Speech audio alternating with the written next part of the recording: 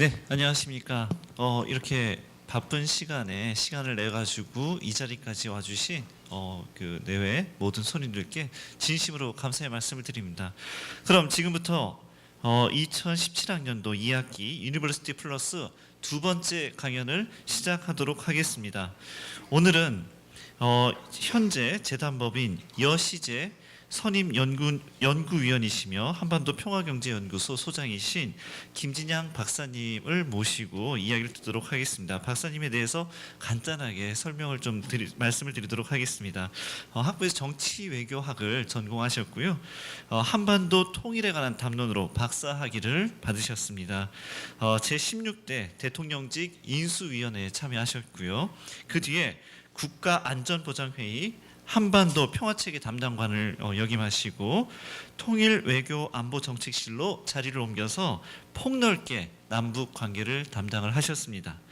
2008년 2월부터 2011년 7월까지는 개성공업지구 근무를 자원하셔가지고 개성공업지구관리위원회 기업지원부 부장으로 4년간 개성에서 근무하신 북한 전문가이십니다. 오늘 김진양 박사님을 모시고 우리의 역사 인식과 한반도의 미래, 행복한 평화, 너무 쉬운 통일, 분단을 넘어 평화로의 주제로 연설을 듣도록 하겠습니다. 그럼 앞으로 김진양 박사님을 모시도록 하겠습니다. 큰 박수 부탁드리겠습니다.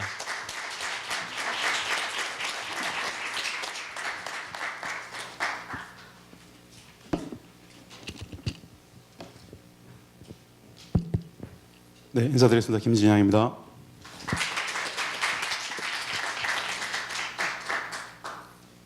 이쪽에 잘 보일까요? 괜찮아요? 학생분들도 있는 것 같고 시민분들도 있는 것 같습니다. 먼저 초대해 주셔서 감사합니다. 이게 정규 수업 시간은 아니죠? 뭔가 좀 알고 싶어서 오신 거 맞죠? 그게 맞춰서 이야기를 좀 해야 될 것 같은데요. 먼저 양해를 좀 드리고자 합니다. 지금 저에게 주어진 시간이 1시간 반입니다. 그렇죠? 바쁘신 분들은 중간에 일어날 수도 있지 싶은데 최소한 이게 분단 70여 년에 분단체제 70여 년을 설명하는 데 있어서 이 2시간은 1시간 30분은 진짜 너무 짧습니다. 이게 간단하게 그냥 일목요연하게 요점 정리하듯이 할 수 있는 게 아니거든요. 굉장히 긴 시간이 필요한데 주어진 물리적 시간은 90분이라는 시간입니다. 그래서 최대한 마음이 급하게 말을 빨리 할 것 같아요. 말이 빠르면 발음이 나빠지고 그래서 이해가 잘 안 될 수 있는데 최대한 좀 양해를 부탁드립니다. 제가 지금 우리 이 자리에 오신 분들하고 나눠야 될 이야기가 개성공단에 대한 이해부터 분단, 통일, 그리고 총책 북한 문제 북맹, 그리고 최근에 북한의 경제사회적 변화, 뭐 이런 것들까지 다 다뤄야 됩니다. 주로 이 이야기는 제가 우리 대학원생들한테 북한학을 전공하고자 하는 대학원 석사과정 들어오면은 최초의 그 오리엔테이션 시간에 한 5시간 정도 장기간 설명해주는 그 강의 아닙니다. 그래서 이걸 가지고 1시간 반에 지금 녹여내야 되기 때문에 부담이 없지 않습니다. 최대한 잘 해볼게요. 하다가 어느 정도 끝나면 중간에 스킵을 하면서 마무리는 짓도록 하겠습니다. 오늘 이 시간에 주로 분단 극복을 위한 평화, 통일, 북맹 넘어서 어떻게 북을 제대로 볼 것인가 이런 이야기들을 할 겁니다. 행복한 평화, 너무 쉬운 통일 그러면 대부분의 사람들은 행복한 평화에 대해서는 확 다가오는 것 같은데 너무 쉬운 통일이라고 이야기를 하니까 저게 이야기가 되나요? 이렇게 좀 의구심을 가집니다. 그렇죠. 통일을 제대로 알면 진짜 쉽습니다. 그냥 트릭이 아니라 진짜 너무너무 쉬운 게 통일입니다. 고개 한번 끄덕일 수 있음에 다름을 인정할 수 있으면 이미 통일입니다. 사실은. 어려운 게 진짜 아닙니다. 이것은 우리 대한민국의 공식 통일 방안이 그렇게 가르치고 있고 이미 남과 북이 합의한 통일 방안도 진짜 쉽다고 가르치고 있습니다. 그 내용들을 소개를 할 겁니다. 강의에 들어가기 전에 2가지 먼저 좀 전제서 깔아야 될 이야기가 있습니다. 첫 번째, 우리가 일상적으로 이 살아가는 이 분단이라는 것은, 이 분단 체제, 분단 구조라는 것은 우리가 의도하든 의도하지 않든 이 분단이라는 것은 국민들에게 북맹, 문맹, 큰맹처럼 북맹을 강제합니다.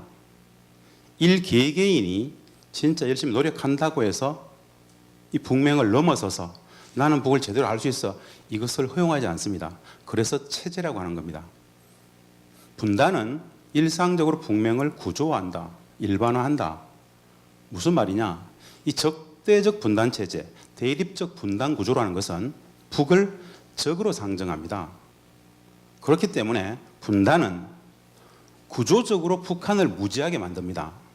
그리고 체제적으로 우리 사회 속에서 북한을 왜곡하게 만듭니다. 그러나 누구도 거기에 대해서 문제 제기하지 않습니다. 문제의식도 가지지 못합니다. 그래서 그러려니 일상적으로 그렇게 살아왔으니까 그렇게 인식해요. 그렇게 누적되어진 이미지로서의 북한만 존재합니다. 극복해야 될 타자로서의 적, 매우 두려운 존재, 경계감 있는 존재, 뭐 이런 것들이죠. 분단이라는 것은 체제적으로 북한을 구조적으로 무지하게 만드는구나 라는 이해가 필요하다는 것이죠. 북맹을 일반화한다. 예를 들어서 저는 북한 학자입니다. 학문을 하는 학자는 아카데미즘, 즉 과학과 진실을 추구하게 되어 있습니다. 이게 학문 아카데미즘의 본연의 임무이자 목적이죠. 어릴 때부터 우리가 1 더하기 1은 2가 되어지는 수학적인, 물리학적인 과학을 추구하는 게 학문이에요. 그런데 북한 학도 학문입니다. 아카데미즘으로서 존재합니다. 근데 이 적대적 분단 체제 속에서, 엄혹한 분단 문화 속에서 북한학이 북한 관련 연구를 함에 있어서 아카데미즘, 즉 과학과 진실을 추구할 수 있을까요? 항상 담보받을 수 있을까요? 자유롭지 못합니다. 사실은 한계가 있습니다. 그렇다면 북한학이 학문으로서 북한 문제에 대한 과학과 진실을 일상적으로 추구하지 못하면 어느 단위가 북한 문제에 대한 과학과 진실을 담보할 수 있을까요? 없습니다. 그래서 북한학은 말입니다. 학문이 아니라 정치의 영역이다 라는 말들을 합니다. 북한학은 학문이 아니라 정치의 영역이다. 이런 이야기들이 이해가 되실지 잘 모르겠습니다만은 엄존하는 적대적 분단 체제가 만들어 놓는 레더 컴플렉스, 메카시즘, 종북 좌빨이 문화적 담론 속에서 그것이 강요되어집니다. 북한 학자들은 누구나 자기 검열을 합니다. 그리고 체제로서 분단 체제는, 그 속을 살아가는 학자는 북에 대한 접근 자체가 구조적으로 어렵습니다. 받아들이게 되는 여러 많은 자료, 정보들조차 원천적으로 왜곡되어져 있을 수 있습니다. 참으로 빈번합니다. 이런 과정 속에서 과학과 진실을 추구할 수 있을 것인가? 매우 회의적이죠. 바로 북한학이 그렇습니다. 그 북한학을 전공하고자 하는 학자들조차 그렇다면 언론은, 국민들의 북한 문제에 대한 인식은 어떨까요? 진짜 어렵습니다. 이것을 먼저 전제하고 강의에 들어가고자 합니다. 이런 말씀을 좀 드릴 수 있을 것 같아요. 북한 문제, 남북 관계와 북한 문제를 바라보는 우리 사회의 국민들의 보편적인 눈높이라는 게 있습니다. 보편적인 여론이라는 게 있어요. 이게 국민들의 보편적인 상식적 눈높이라는 겁니다. 북한 문제와 남북 관계를 바라보는 국민들의 보편적인 상식적 여론, 이 상식이라는 것이 진실과 늘 이퀄 할까요? 아닐 수 있습니다. 엄존하는 안보라는 특수한 환경 속에서, 소위 말하는 대한민국의 국익적 관점 속에서 진실은 멀리 있을 수 있습니다. 이 괴리를 일반 국민들이라든가 대부분의 사람들은 잘 모릅니다. 알 수 없습니다. 알아서도 안 되는 영역입니다. 이것이 구조이고 체제인 분단입니다. 한 번도 이렇게 분단 문제에 대해서 깊이 있게 들여다본 적이 없어요, 사실은. 누구도 거기에 대해서 이야기해 준 적이 없습니다. 우리 국민 누구나 모두 북측도 마찬가지고요. 전체 해외를 떠돌고 있는 여러 많은 동포들까지 합친다면 8천만입니다. 그 누구도 이 분단으로부터 자유롭지 못합니다. 분단이라는 것은 사실은 본질을 계속 찾아가다 보면은 국민 불행의 구조적 토대이자 근원입니다. 그러나 이 분단 체제는 스스로 분단의 폐해를 국민들에게 절대 가르치지 않습니다. 국민들에게 일반 국민들에게 분단이라는 것은 말입니다. 남과 북이 휴전선을 중심으로 두고 분단되어 있는 시츄에이션 상황으로 보여집니다. 그러나 분단이라는 것은 매일같이 확대 재생산 심화되어지는 살아있는 유기체입니다. 왜 그런지 그런 부분들을 한번 분단 분야에서 다루고자 합니다. 자, 조금 무겁지만 반드시 알아야 될 영역입니다. 이 분단으로부터 자유로울 수 있는 사람은 아무도 없습니다. 내 생활의 100%, 200%를 규정하는 게 분단이라는 겁니다. 늘 일상적으로 살아왔기 때문에 잘 몰라요. 분단의 폐해를 맞이하는 순간, 알게 되는 순간 평화와 통일의 필요성을 절감하게 됩니다.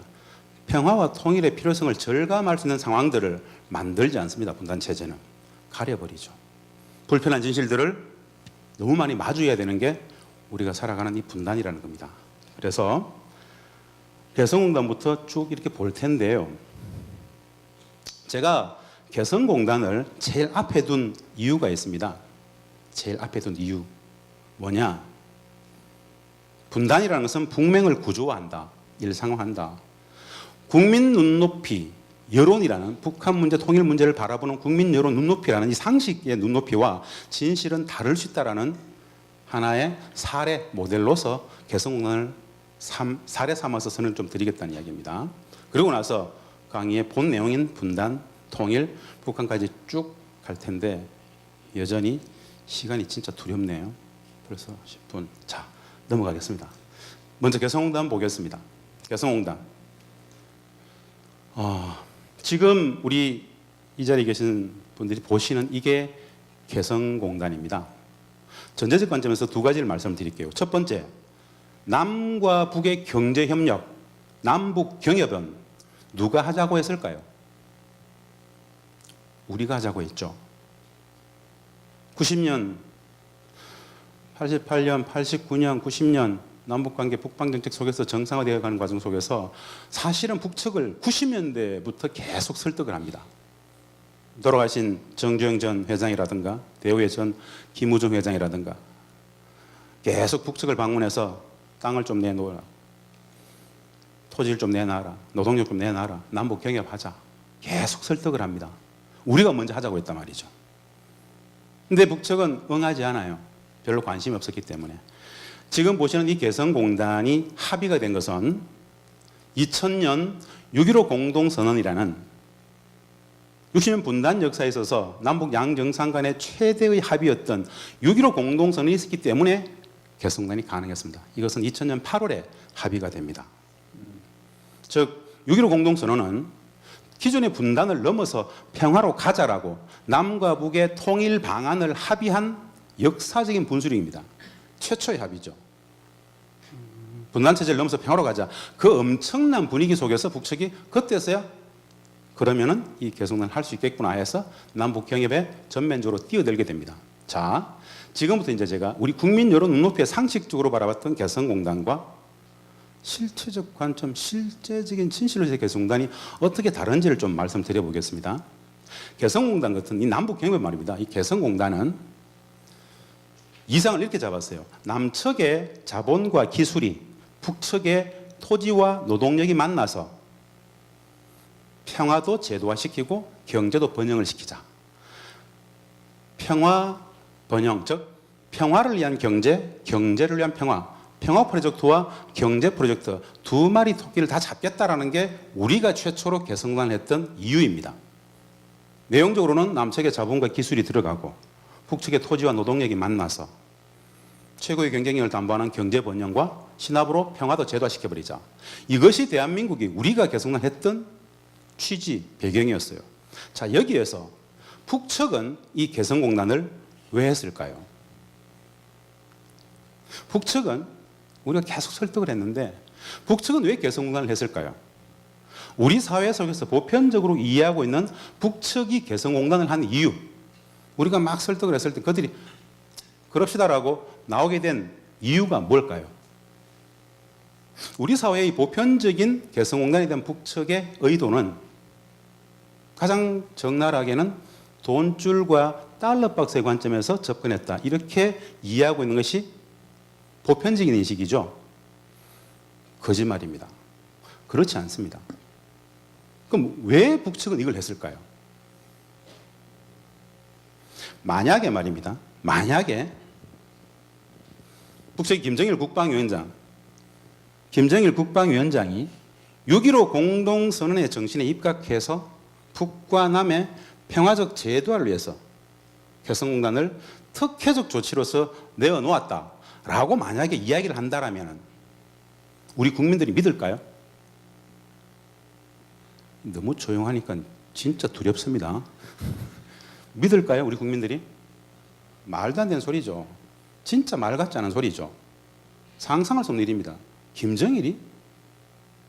그렇게 호전적인 김정일이 평화의 제도화를 위해서 이걸 내놨다고? 무슨 말 같지 않은 소리야. 이것이 정설이죠. 일반적인 담론일 겁니다. 진실은 뭘까요? 진짜 진실은 뭘까요? 모르죠. 그 말 같지 않은 이야기인데 무엇이 진실일까요? 진짜 돈줄과 달러박스, 경제적 관점에서 북측은 이걸 했을까요? 아니다라는 것인데요. 자, 이야기를 지금부터 드리겠습니다. 이 개성공단, 지금 선생님들이, 우리 학생들이 보시는 이 개성공단 1단계 100만 평의 모습인데요.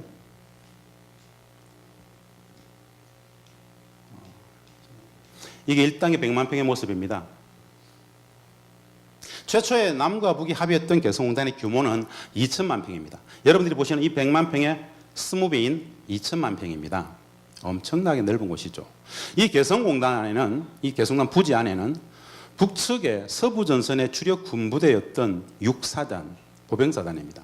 그리고 64기갑사단, 그리고 62포병연대, 6만의 군부대가 주둔했던 지역입니다. 이 2천만 평 안에는 1당에 100만 평이죠. 이 20배입니다. 사천강이 흐르고 기정리 마을이고 대성동 마을이고 이렇게 휴전선이 있습니다. 지금 우리 학생들이 보는 이 흰색 건물이 보이죠? 이것은 우리 파주 문산에 있는 아파트입니다. 혹시 학생들 중에 개성공단을 갔다 오신 분이 있는지 모르겠는데 제가 여기가 파주 문산입니다라고 이야기를 하는 것은 어떤 의미냐면 전제적 관점에서 분단이라는 것은 말입니다. 북에 대한 적대라는 것은 관념 속 분단, 관념 속 적대입니다. 직접 그들과 만나서, 북측 사람들과 만나서 대화하고 토론하고 논쟁하고 같은 공간에서, 같은 사무실에서 같이 지내면 어떤 생각이 들 것 같습니까? 관념 속으로 어릴 때부터 계속 교육받아왔던 그 적대와 대립의 이것이 아닌, 관념 속 분단, 관념 속 적대가 아닌 같은 공간에서 같이 토론해보고 쭉 이루고 있으면 어떤 생각이 들까요? 가장 큰 마음은 누구나 그런 생각을 가집니다. 야, 이런 사람들과 분단되어 있었나? 이런 사람들을 두려워하고, 이런 사람들을 경계하고, 이런 사람들을 미워하고 적대했나? 이 분단이란 게 과연 무엇이었을까? 누구를 위한 분단이었고, 누구의 분단이었고, 누구에 의한 분단이었을까? 이 분단 문제에 대한 근본적인 회의를 가지게 됩니다. 왜? 만나게 되는 북측 사람은 진짜 우리가 상상했던 북측 사람하고는 너무 다르거든요. 우리는 두려움, 경계감, 적대감으로서 보지 않습니까? 최소한 그들은 말입니다. 최소한 그들은 우리를 누구도 적이라고 얘기하지 않습니다. 그냥 지고지순한 동포로 봐요. 그냥 형제 자매로 봅니다. 너무 그냥 진짜 맑아요. 누구나 똑같이 가지게 되는, 저 개인적 경험이 아닌 누구나 똑같이 가지게 되는 인상이에요. 이런 사람들을 지금까지 적대했단 말인가? 우리가 기존에 배웠던 그 북한 사람들은 다 어디 있을까? 이 회의가 듭니다. 다시 본론으로 돌아와가지고 이 1단계 100만 평 남북이 합의해서 말입니다. 이것을 토지공사, 지금 LH공사가 기반 시설을 다 하고 나서 분양을 다 했습니다. 당시 분양 경쟁률이 2.78대 1이었는데요. 1당에 100만 평이니까 여기에 공장 부지 같은 경우에 평당 14만 9천 원에 분양을 했고요. 상업용지는 평당 45만 원에 분양을 했습니다. 자, 이 1단계 분양이 다 끝나고 나서 토지공사가 북측에게 이렇게 얘기를 해요. 우리 분양이 다 끝났으니까 토지값, 땅값을 지불해야 될 것 같다. 땅값을, 토지값을 얼마를 줄까요? 라고 북측이 물었습니다. 북측은 우리가 토지값을 얼마로 줄까라고 물었을 때 어떻게 답변했을까요? 책으로 유인해도 아무도 이야기 안 하겠죠, 지금. 자, 이렇게 얘기를 합니다. 공식적인 워딩입니다. 우리는 개성공업지구를 6.15 공동선언의 정신에 입각하여 북과 남의 평화의 제도화를 위해서 남측에 특혜적 조치로서 내놓은 곳이다. 그냥 공짜로 쓰면 된다. 이렇게 얘기를 합니다. 우리가 보편적으로 이야기하는 개성공단은 북측에게는 돈줄과 달러박스의 원천이죠. 진짜 개성공단을 경제주의적 관점에서 봤다라면은 땅값을 받았을 거예요. 거기에 상응하는 땅값을 받아야 되지 않겠습니까? 안 받겠다 하죠. 그냥 공짜로 쓰면 특혜적 조치로서 내놓은 거라고 이야기를 하는 거죠. 그래서 그걸 가지고 옥신각신해요. 무슨 소리냐? 남측의 자본과 기술이 들어가고 북측의 토지와 노동력이 만났기 때문에 거기에 상응하는 값을 받아야 된다. 미주알 구조를 이야기를 해요. 하다가 결국 어떻게 합의를 하느냐? 이 개성공단은 법상 남측의 우리 돈, 원도, 북측의 조선 원도 아닙니다. 여기는 기축통화가 달러예요. 그래서 북측이 이렇게 이야기를 합니다. 좋다. 그러면 상징적으로 이 100만 평과 2천만 평 안에 있었던 우리 6만의 군부대, 이 군사의 기지를 북측 송악산 뒤쪽으로 10km, 15km 물리면서 들어가게 되는 그 지작물 철거비 명목으로 1제곱미터당 $1로 퉁치자 이렇게 얘기해요. 1제곱미터당 $1로 그냥 1달러로 그냥 상징적으로 받고 말겠다 이렇게 얘기를 합니다. 그냥 형식 요건상 상징적으로 받은 거예요. 굉장한 특혜적 조치죠, 사실은. 두 번째, 여기 지금 보입니다만은 이 1단계 100만 평에 지금 여기 개성공단에 들어가게 되는 남측의 우리 기업들은 말입니다. 대부분 어떤 기업들이냐면 아주 영세한 노동집약적 산업이 대부분 주축을 이룹니다. 주로 중국의 저임금을 찾아서 갔다가 중국의 임금이 상승함에 따라서 유턴했던 기업들이 더 낮은 저임금을 찾아서 북측으로 들어가려고 했던 기업들이 대부분입니다. 여기에 들어가게 됐던 우리 남측의 입주기업들 사장님들의 유일한 관심사는 딱 하나였어요. 남북이 합의해가지고 북측 근로자들의 임금 수준을 어느 정도까지 낮출 수 있을 것인가. 북측 근로자들의 임금이 가장 초미의 관심사였습니다. 소위 말하는 이분들은 말입니다. 그분들께서는 용어로서 노임 따먹기라고 합니다. 노임 따먹기 수준에서 들어가는 기업들이에요. 기술력이라든가 마케팅 능력이라든가 이런 건 없습니다. 그냥 많이 고용해가지고 저임금 구조 속에서 돈을 벌겠다는 생각을 했던 기업들이 대부분이에요. 그래서 이분들은 오로지 저임금, 임금의 수준이 가장 초미의 관심사였습니다. 남북이 한 번도 경협을 해본 적이 없었기 때문에 이 개성공단의 북측 근로자들의 임금의 수준을 어느 수준에서 맞출지가 우리에게도 굉장한 초미의 관심사였습니다. 이 협상을 하던 시절에 저는 청와대에서 한반도 평화체제 담당관을 하고 있었습니다. 이 협상의 컨트롤 타워였어요. 초기에 이 개성공단을 만들어냈던 개성공업지구법을 만들 당시에 컨트롤 타워로서 역할을 했었습니다. 물론 이후에 2008년부터 2011년까지 4년간은 5년간 청와대생활을 마치고 4년간은 직접 개성공단에 들어가서 개성에서의 모든 대북 협상들을 전담을 해서 드렸습니다.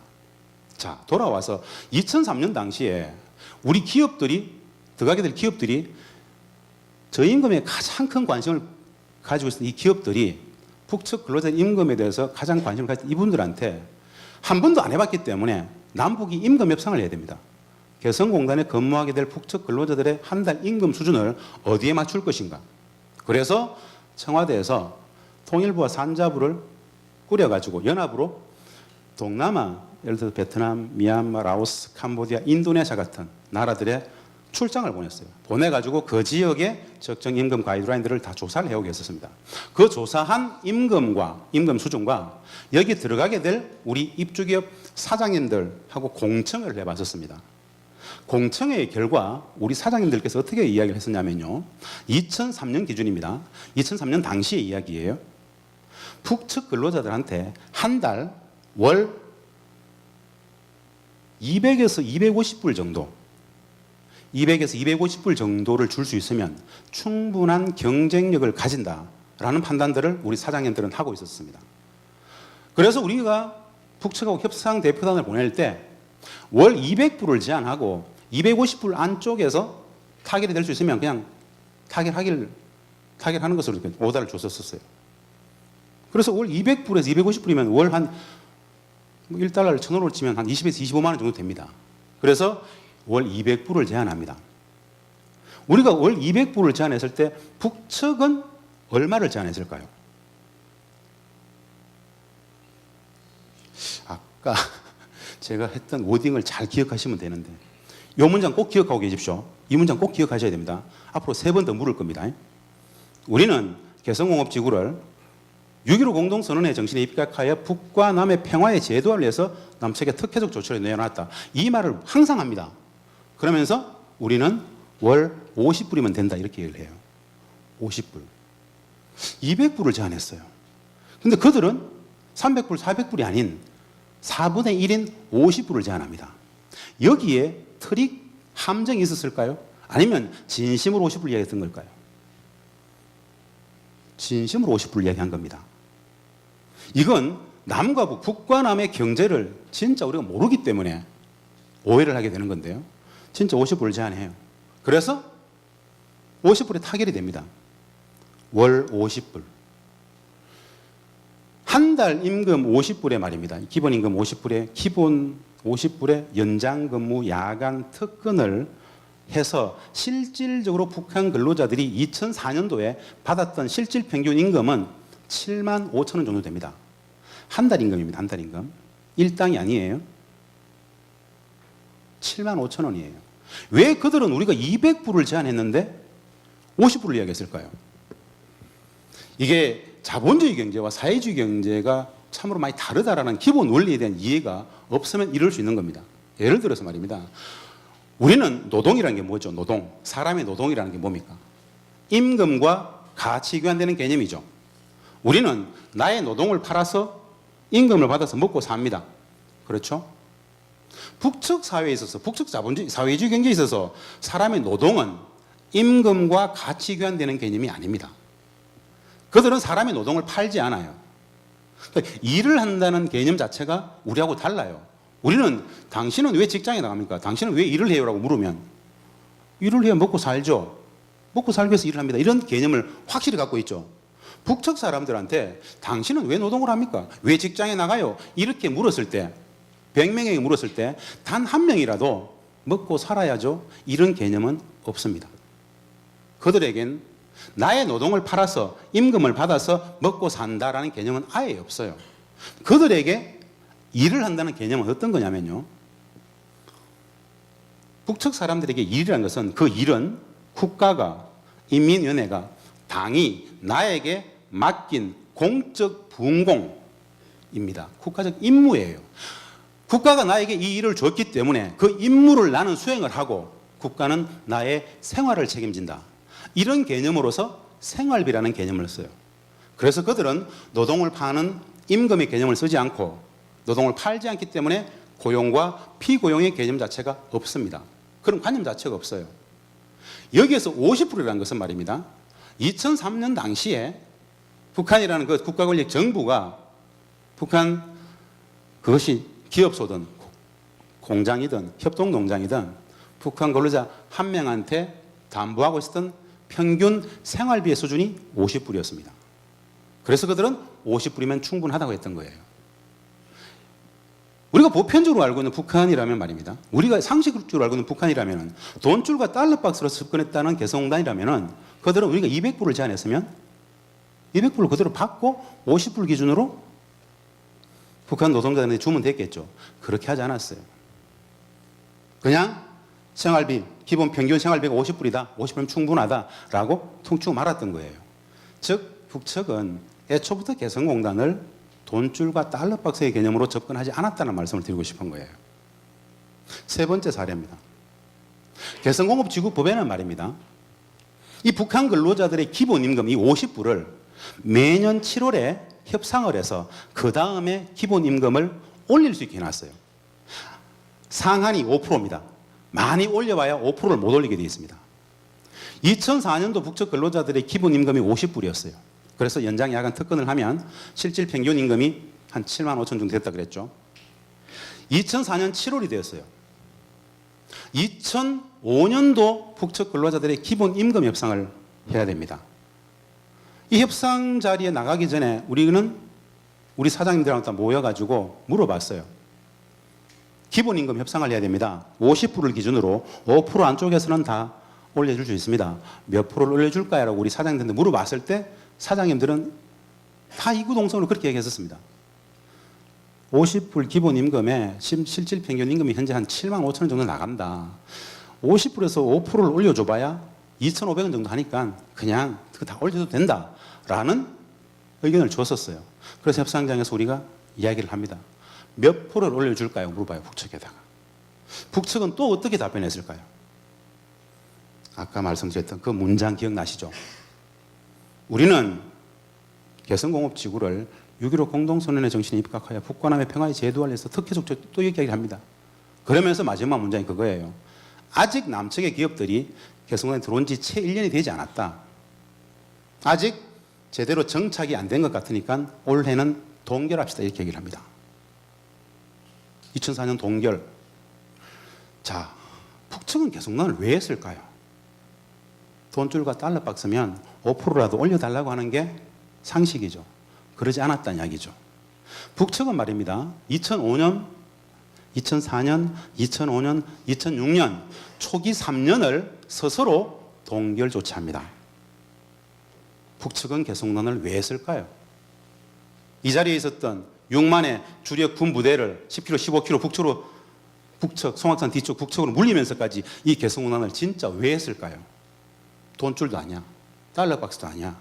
그 시기에 개성공단 북측 근로자 임금이 50불, 70불 이 시절에 북중 국경지대 중국 측에는 북한 근로자들의 기본 임금이 개성공단보다 3배가 많았습니다. 그런 곳을 놔두고 왜 그들은 개성공단을 했을까요? 어떻게 설명할 수 있을까요? 우리 사회의 보편적인 눈높이 속에서의 돈줄과 달러박스적 관점에서 개성공단을 설명하는 것은 아니다라는 이야기를 하고 싶은 겁니다. 그런데 우리는 그것이 당연한 것처럼 받아들이죠. 만약에 김정일 국방위원장은 분단 역사 속에서 최초의 6.15 공동선언이라는 그 엄청난 분위기 속에서 진짜 남과 북, 북과 남의 평화의 제도화를 위해서 특혜적 조치로서 내놓았다면 이 간극은 어떻게 메우겠습니까? 우리 인식의 간극은 무엇이 진실이고 무엇이 상식일까요? 이것이 분단 체제입니다. 그것을 메워주지 않습니다. 누구도 그렇게 설명하지 않습니다. 그냥 비난거릴 수밖에 없죠. 대부분의 국민들에게 개성공단은 매우 부정적인 이미지입니다. 개성공단은 언제부터 부정적인 이미지로 덧칠됐을까요? 2008년 이기쯤입니다. 2003년도 합의하고 2004년, 5년, 6년, 7년 쭉 나가다가 2008년부터 개성공단은 진짜 엄청나게 부정적인 더시움이 굉장히 많이 가속화됩니다. 보겠습니다. 여기가 아까 말씀드렸던 일당의 100만 평의 모습입니다. 지금 이제 불편한 진실을 마주해야 됩니다. 불편한 진실을 마주해야 됩니다. 남북관계 속에는 불편한 진실이 진짜 많습니다. 어쩔 수 없습니다. 분단 체제이기 때문에. 소위 말하는 안보적 특수 상황을 앞에 두고 여러 많은 진실들을 왜곡하죠. 오도합니다. 그것이 분단이라는 겁니다. 지금 이 사진은 2015년 7월의 사진입니다. 2003년도에 100% 분양됐다던 그 개성공단에 2015년이 되었음에도 불구하고 공장이 들어서 있는 부지는 38%밖에 안 됩니다. 62%는 빈 땅이에요. 왜 분양이 다 됐었는데 이 62%에는 공장이 없을까요? 언제부터 이래 됐을까요? 2015년 7월의 사진이지만 이 2015년 7월의 사진은 이 여기 있는 공장의 모습은 2008년 1월 상황과 똑같습니다. 2008년 2월부터 100% 분양되었던 그 모든 분양받았던 입주기업들은 2008년 1월 이전에 들어갔던 기업들만 보이는 겁니다. 2008년 2월 이후에 공장 짓고 들어가려고 했던 기업들은 전부 다 스톱, 못 들어갔습니다. 한창 공장을 짓고 있었던 이런 낙원건설의 아파트형 공장 같은 거 참 많았습니다. 공장 건축률이 80%가 안 되면 다 스톱시켰어요. 중단했어요. 개성공단을 동결시킨 것은 누가 동결시켰겠습니까? 우리가 동결시켰어요. 우리가 하자고 했지 않습니까? 10년을 설득해서. 근데 아무런 조건 없이 우리가 그냥 스톱 시켜버려요. 기존에 하던 기업들만 해요. 아무것도 못 들어가. 추가 투자 안 돼. 신규 투자 안 돼. 왜 그랬을까요? 불편한 진실이죠. 왜? 이명박 대통령은 말입니다. 서울시장 시절에 개성공단을 오셨더랬습니다. 개성공단에 와서 다 둘러보고 아주 유명한 이야기를 해요. 내가 기업을 해봐서 아는데 한 달에 50불 실질 평균 임금 7만 원을 줘놓고 돈을 못 벌면 그게 기업이냐? 이런 공단이 어디 있냐? 이런 개성공단 진짜 많이 만들어야 된다고 했었습니다. 서울시장 시절에. 그런데 2008년 정치국을 장악하고 나서 대통령이 되어가지고 가장 먼저 취했던 조치가 6.15와 14를 부정하고 개성공단 동결시켰습니다. 왜 그랬을까요? 이게 이명박 대통령 개인의 의지였을까요? 아니면 대통령을 압도하는 또 다른 힘이 존재하는 것일까요? 진짜 알아야 됩니다. 이 분단을 모르면 진짜 미래가 없는 거예요. 이명박 대통령의 의지가 아닌 엄청난 힘들이 작용을 했겠죠. 개성공단 진봉산에서 본 모습이고요. 지금 우리 학생들이 보는 이게 송악산입니다. 송악산의 중간 부분 잘랐는데요. 개성공단의 우리 정배수장에서 본 사진입니다. 북측 사람들은 이 송악산을 송악산이라고 부르지 않고 오마니산이라고 합니다. 우리 어머니산, 오마니산이라고 부릅니다. 누워있는 엄마의 모습이라 그래요. 이 엄마의 얼굴입니다. 이게 여기가. 코가 있죠. 코. 턱이 있고 목이 있고 쭉 이쪽에 쭉 긴 머리를 늘어뜨리고 있는 엄마의 모습입니다. 그래서 이것을 북측 사람들은 오마니산이라 그러더라. 참고로 알고 계십시오. 야경이고요. 최초 2003년도에 우리가 착공했을 때는 2012년이면 50만 명의 대도시를 만든다. 약 2천만 평 전체를 대도시를 완공한다라는 게 최초의 계획이었습니다. 2, 3천 개 공장이 이게 제조업 공장만 이런 겁니다. 영업 수가 잡시면 뭐 수천 개겠죠. 약 500에서 1천억 달러 생산하는 이런 공단을 만들고자 했던 게 남과 북의 최초의 2000년 9월의 합의였어요. 그런데 2012년 아니 2016년에 결국 다 끼게 되는데요. 2008년도에 동결돼 버렸다라는 거. 동결. 일방적인 우리가 동결시켜 버렸어요. 사실은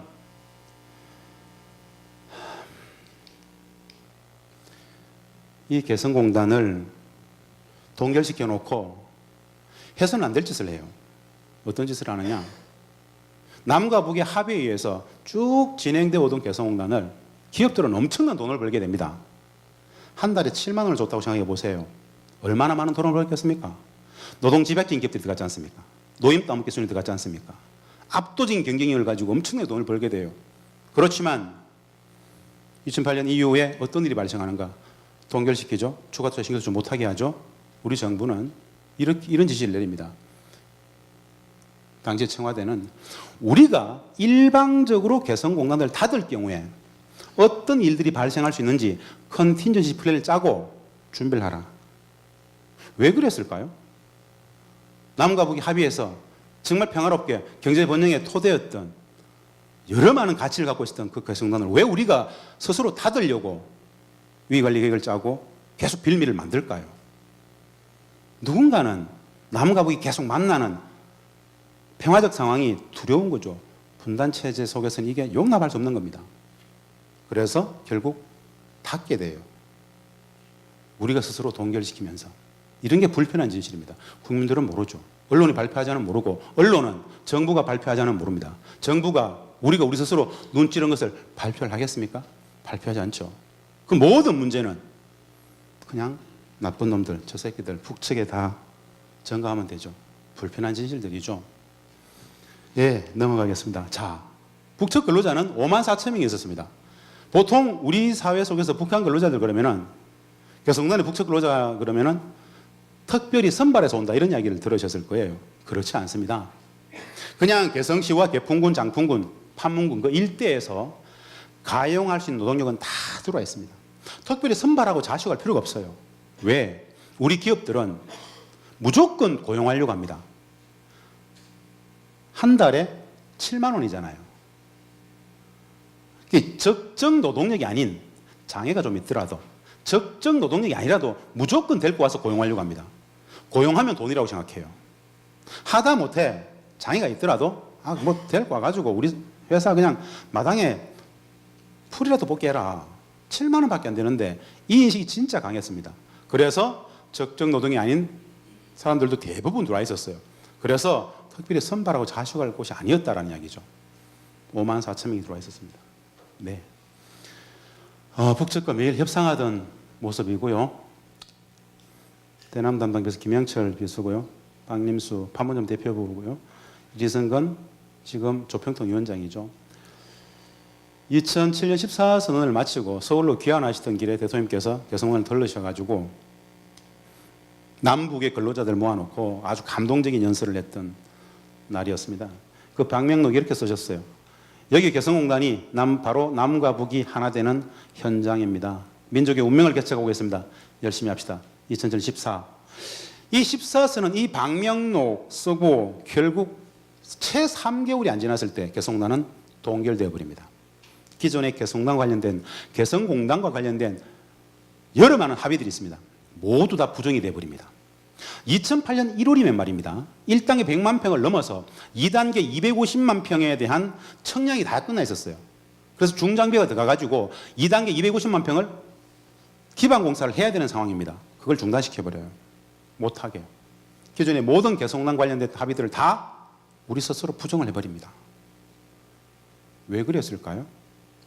2008년 2월부터 저는 개성공단의 남측 협상의 대표죠. 북측은 일상적으로 매일 아침마다 합의문을 들고 와서 이거 어떻게 할 거냐고, 이거 안 할 거냐고 매일같이 그럽니다. 하루 이틀도 아니죠. 매일같이 오면 진짜 괴롭습니다. 빚쟁이처럼. 제가 그렇게 얘기했었어요. 차라리 나를 추방을 시키는 게 어떻겠냐. 난 할 말이 없다. 난 남측에 대해서는 그렇게 나를 소환하라. 지침은 그거였어요. 북측의 어떠한 협상제의 어떤 그게도 아무런 대꾸도 하지 말고 듣기만 하라. 의연하게 대처하라. 의연하게 대처하는 것은 하루 이틀입니다. 아무런 답변도 안 주는데 의연하게 대처가 되겠습니까? 참혹한 시절이었죠. 진짜 참혹한 시절이었죠. 그렇게 개성공단은 그냥 비정상화됩니다. 미운 오리 새끼처럼 꽂아놓은 보리자루처럼 정말 낙동한 오리알처럼 그냥 방치가 돼요. 그러면 알아서 엎어질 거라고 생각했었어요. 우리가 일방적으로 개성공단을 닫을 경우에 어떤 일이 발생하는지에 대해서 비밀스럽게 대외비로 연구 용역을 줬어요. 우리 정부는. 그 연구 용역 결과 보고서는 결론을 이렇게 냅니다. 우리가 닫으면 큰일 난다. 정치적 부담이 너무 크다.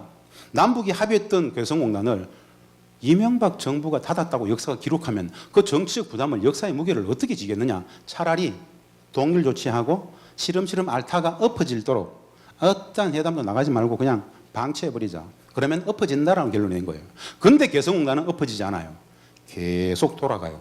남북 당국 관계가 정상적인 관계에서 적대적 관계가 되었음에도 불구하고 개성공단은 가동이 되고 계속 돌아갑니다. 왜 그랬을까요? 기업들이 돈을 번단 말입니다. 그럼에도 불구하고 기업들은 엄청난 돈을 벌게 돼요. 아까 제가 2004년 5년 북측 근로자들의 기본임금이 7만 원이라고 그랬죠. 자, 실질임금이 그들이 최초로 5% 임금을 올려달라고 하는 시점이 언제냐면은 4년째입니다. 5%를 올려달라고 그래요. 그 해부터는 2007년부터는 매년 5%씩 올려달라고 합니다. 그래서 7년, 8년, 9년, 10년, 11년 쭉 해가 계속 5%씩 올려줘가지고 2015년이 되면 북측 근로자들의 기본 임금이 73불이 됩니다. 8만 원이에요. 이 8만 원에 연장 야간 특근을 하고 말입니다. 간접 임금비라는 개념이 있죠. 가장 큰 게 그런 겁니다. 북측 근로자들한테 연장 근무 2시간을 시키려면 6시 퇴근인데 8시까지 2시간 연장 근무를 시키려면 90원짜리 초코파이 2개를 주면 됩니다. 이런 간접 인건비까지 다 포함해서 우리 남측 입주기업의 사장님이 북측 근로자 한 명한테 한 달에 드는 총체적인 모든 비용을 쳤을 때 약 15만 원 내외면 됐어요. 15만 원.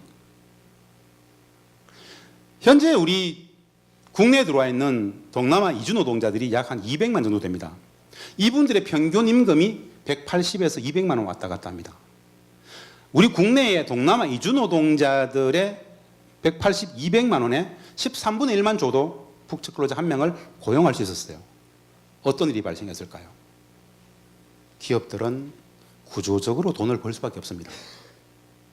진짜 많은 돈을 벌게 되죠. 우리 입주기업들만 돈을 벌었을까요? 진짜 가장 큰 돈을 벌었던 기업들은 개성공단에 하청을 줬던 원청업체들, 남측의 중견 대기업들, 하청을 줬던 원청업체들이 가장 큰 돈을 벌었습니다. 이것은 우리 남측 한국 경제에 기여한 바가 사실 적지 않습니다. 예를 들어서 개성공단에서 만드는 의류의 양은 말입니다. 의류의 양만 우리 대한민국에서 유통되어지는 전체 의류의 30%를 개성공단이 차지했었어요. 전체 속옷의 90%가 개성공단산이었습니다.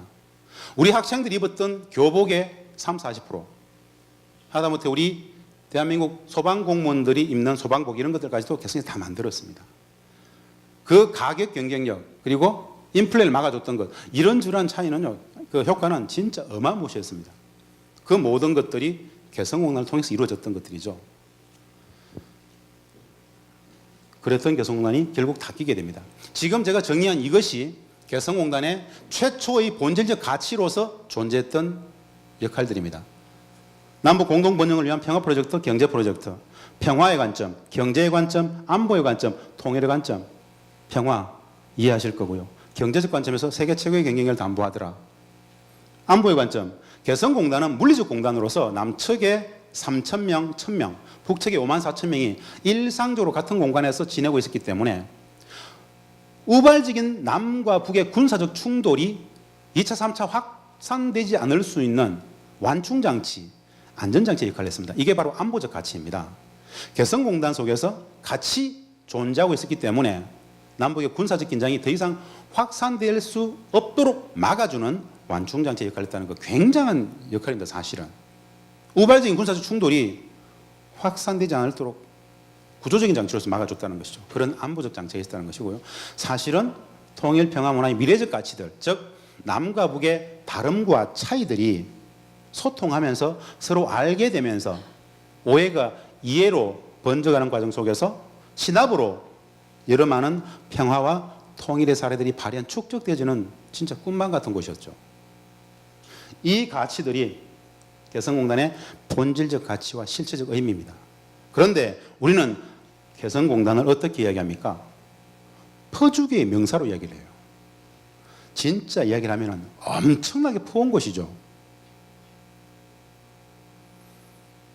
북측은 한 달 정당한 노동의 대가로서 한 달 노동의 대가로서 그들은 7, 8만 원을 받았고 한 달 노동의 대가로서 15만 원을 받았습니다.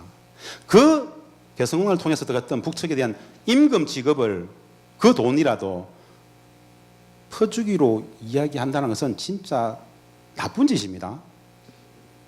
돈을 많이 줬으면 모르겠어요. 7만 원 줘놓고 15만 원 줘놓고 그것도 퍼주기로 이야기하면 그건 사악한 짓입니다. 제가 개성공단에서 협상을 할 때 북측은 한 번씩 남측에 신문을 가져와서 툭 던져요. 진짜 인간도 아니라고 이야기를 해요. 보면 뭔 줄 아세요? 전부 신문의 내용은 그런 거예요. 우리 국민들이 알고 있는 거 신문을 통해서 봤지 않습니까? 퍼주기, 개성공단을 통해서 뭐 몇백억 들어가고 있어. 진짜 엄청나게 퍼온 거죠. 7만 원, 15만 원이 아니라 100만 원, 150만 원 주고 나서 퍼주기 했으면 진짜 동의할 수 있지 않겠습니까? 한 달 임금 7만 원을 줘놓고 퍼주기라고 그랬으면 사악한 거라고 저는 봅니다.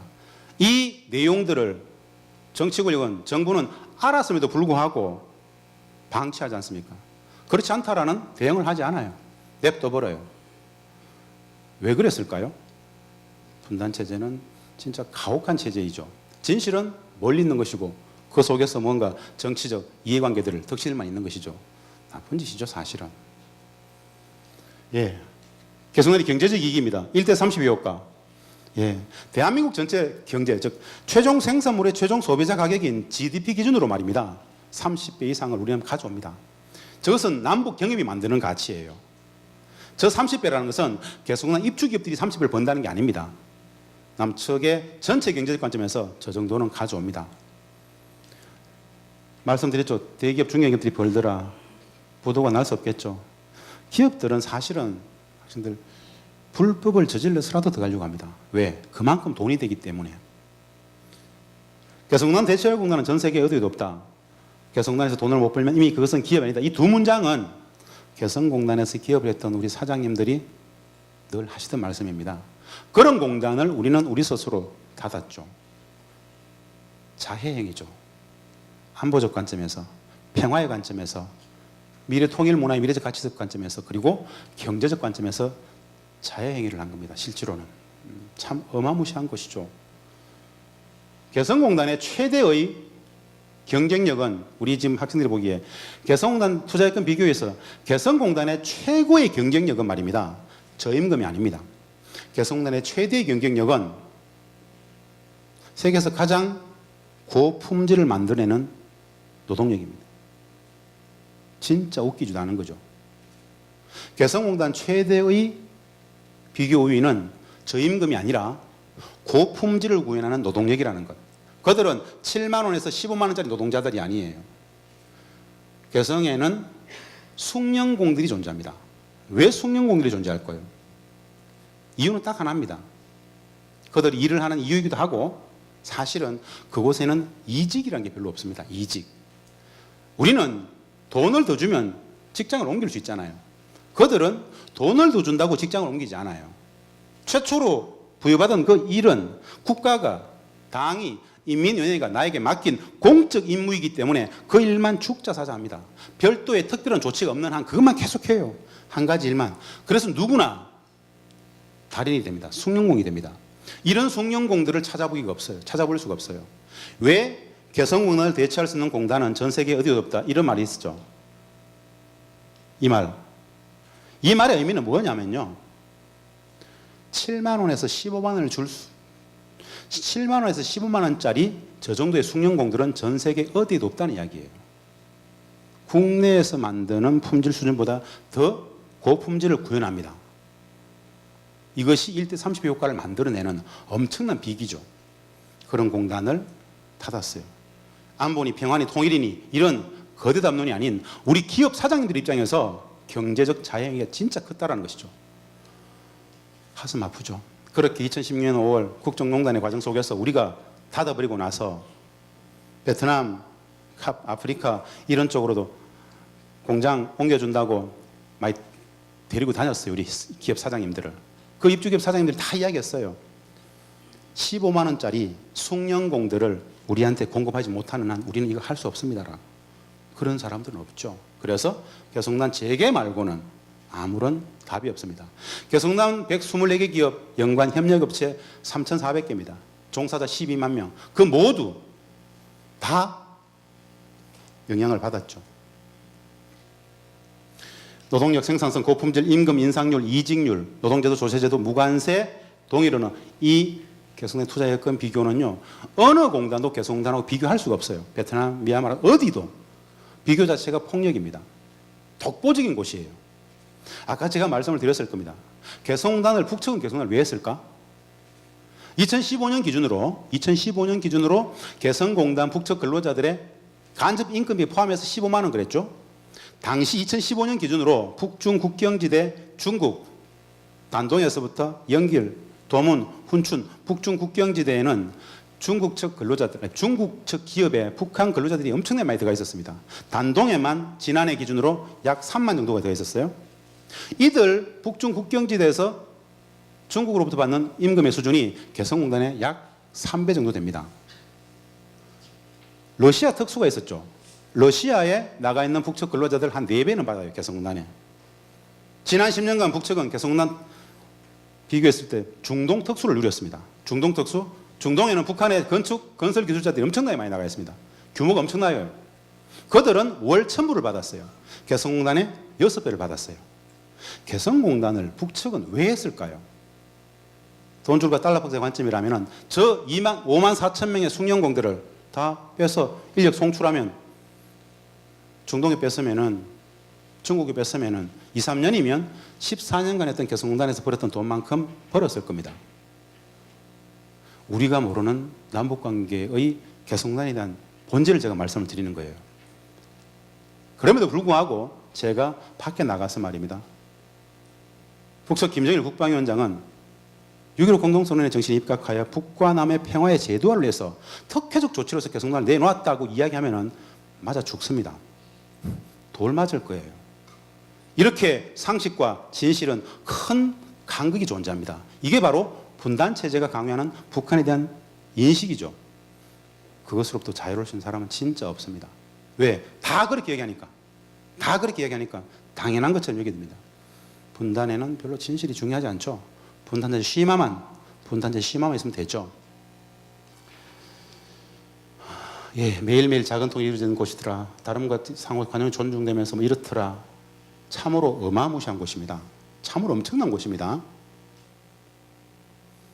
기회가 되시면 사보세요.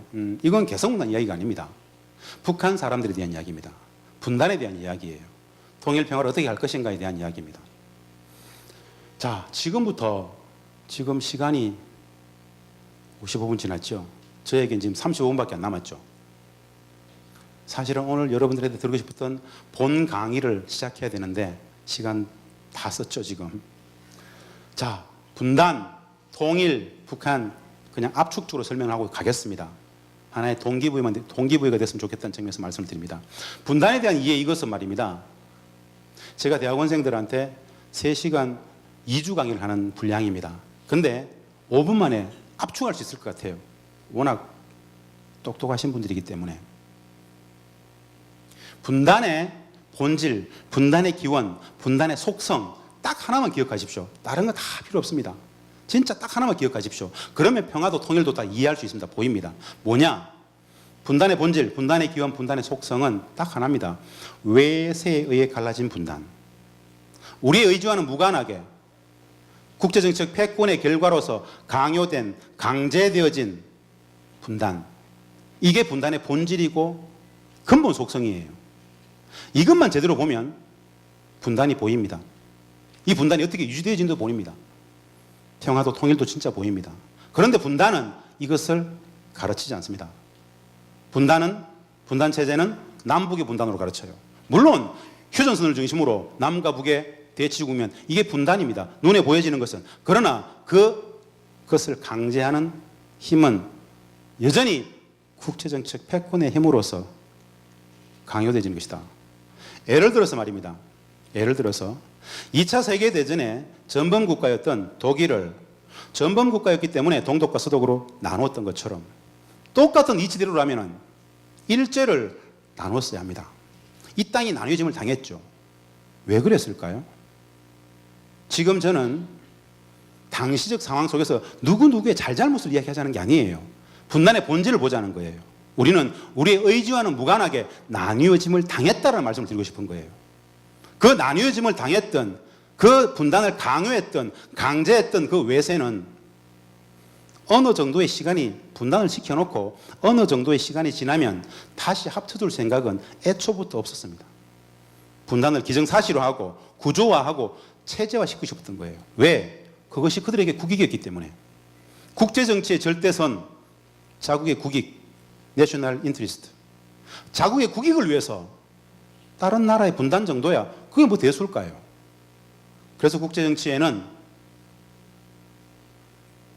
오로지 국익만이 절대선이기 때문에 오늘의 동맹이 내일 적이 될 수 있고 오늘의 적이 내일 동맹이 될 수도 있습니다. 바로 국익.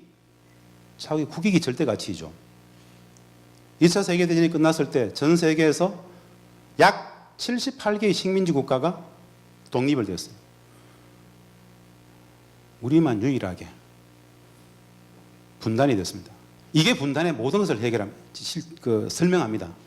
이것만 제대로 본다라면 분단이 어떻게 구조화되는지, 어떻게 체제화되는지 그 시기에 분단에 저항했던 대부분의 지식인들은 30년 식민 지배 항거했던 독립운동 지사들이 어떻게 탄압하게 되는지, 어떻게 죽임을 당하는지 민족의 근현대사가 다 보입니다. 사실은 김구 선생이 돌아가시는 과정, 몽양 영웅 선생이 총 맞고 돌아가시는 과정, 한민당 계열의 송진호 씨가 죽임을 당하는 과정, 이 모든 과정에 공통분모로 존재하는 게 있어요.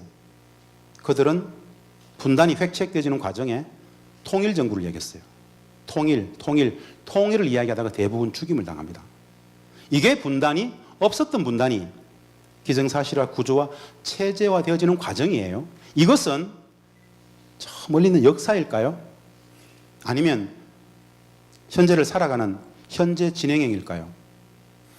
이 자리에 계신 우리 학생들의 할아버지 때의 역사입니다. 역사가 아닌 일제식민은 내지는 제국은 분단으로 현재 진행형이죠. 그래서 독립운동했던 대부분의 민족의 지도자들은 당연히 민족주의 관점에서 분단에 저항했기 때문에 거세당하고 죽임을 당하고 다 역청산돼 버렸죠. 분단 자체가 민족을 갈랐기 때문에 반민족성을 갖고 있죠. 그 반민족적인 분단 체제에 복무했던 사람들은 또 대부분 일제의 주구들이었죠. 청산되어져야 됐을 그 역사적 대상들이 주체가 되어서 민족의 지도자들을 다시 청산해버리는 과정이 분단 정신사 70년의 역사예요. 이것을 순순히 받아들일 수 있습니까? 우리가 최소한 진, 선, 미의 가치 규범을 후대들에게 진짜 가르친다라면은 이거 정말 감당하기 힘든 사실입니다. 그래서 소위 말하는 그 일제의 주구들은요, 네 가지를 진짜 싫어합니다. 네 가지를. 첫 번째, 민족을 진짜 싫어해요. 민족. 두 번째, 역사를 진짜 싫어합니다. 민족, 역사, 그리고 또 하나 진짜 싫어하는 게 있어요. 공동체를 진짜 싫어합니다.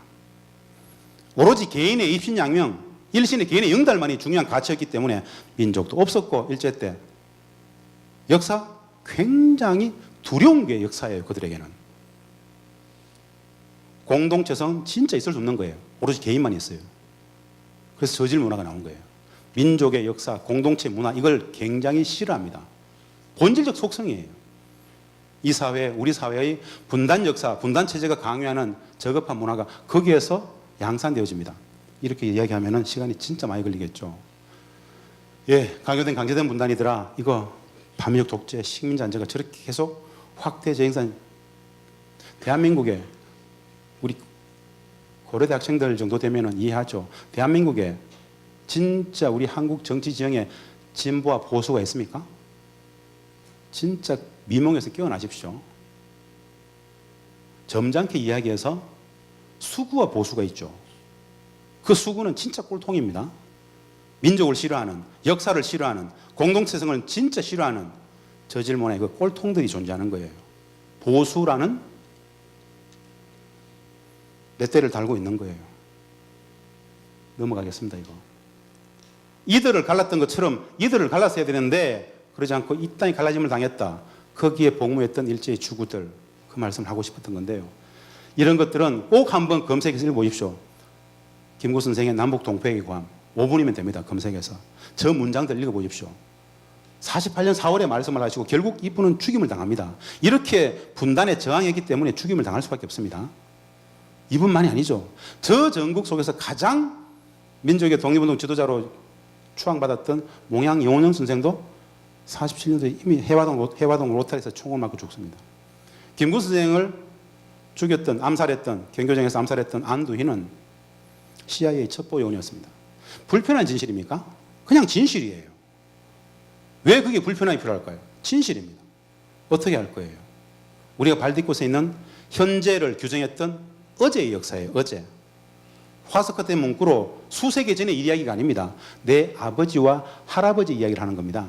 나를 규정하는 이야기예요. 꼭 아셔야 되는 역사이죠. 분단된 동포 간의 하나됨을 위한 노력은 이 시대의 새로운 독립운동입니다. 48년 김구 선생님 또 말씀하셨습니다. 그런데 보세요. 48년 우리 김구 선생님의 이 말씀은 분단된 동포 간 하나됨을 위한 노력은 이 시대의 새로운 독립운동입니다. 그런데 2013년도에 안창호 선생의 비서셨던 구익교농이라고 계십니다. 이 구익교농. 이분이 마지막 생존하셨던 독립운동의 1세대세요. 이 구익교농께서 2013년에 105세를 일기로 돌아가시면서 했던 마지막 유언이 통일운동은 독립운동입니다 라는 말씀을 남기고 가셨어요. 대한민국 국민 누구도 말입니다.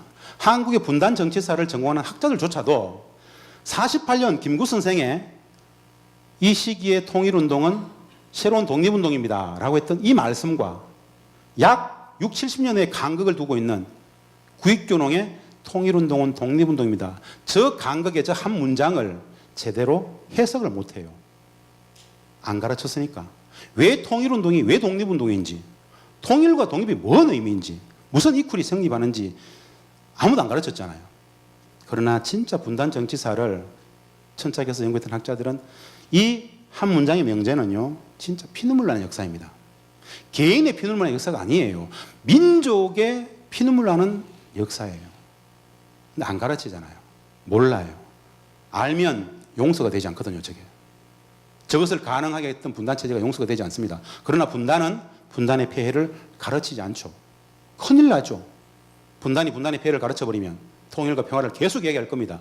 분단체제가 유지되지 않죠. 단순한 논리예요. 분단은. 그래서 분단 기득권 세력은 한마디로 정리할 수 있습니다. 일제의 주구들이 분단 기득권 세력입니다.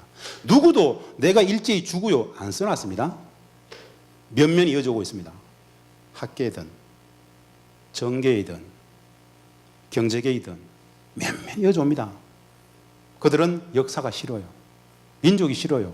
공동체 진짜 싫어해요. 사회라는 말만 나오면 종북 좌빨로 몰아가고 싶어 해요. 그것만이 유일하게 살아남을 수 있는 길이니까. 분단체제를 유지 심화시키는 것만이 그들이 살아남을 수 있는 계기이기 때문에 계속 그 이야기만 합니다. 어떠한 사회적 정의, 종북 좌빨이라는 말로 다 죽여버리려고 해요. 그 한마디면 다 정리가 되지 않습니까? 이 몰가치성, 몰합리성을 직시하고 제대로 평가할 수 있어야 된다. 최소한 우리가 진선미의 가치 규범의 역사를 숭상한다라면 그래야 됩니다. 진리를 숭상한다라면, 공동체성이 진짜 회복돼야 된다라면 그럴 필요가 있다는 것이죠. 넘어가겠습니다.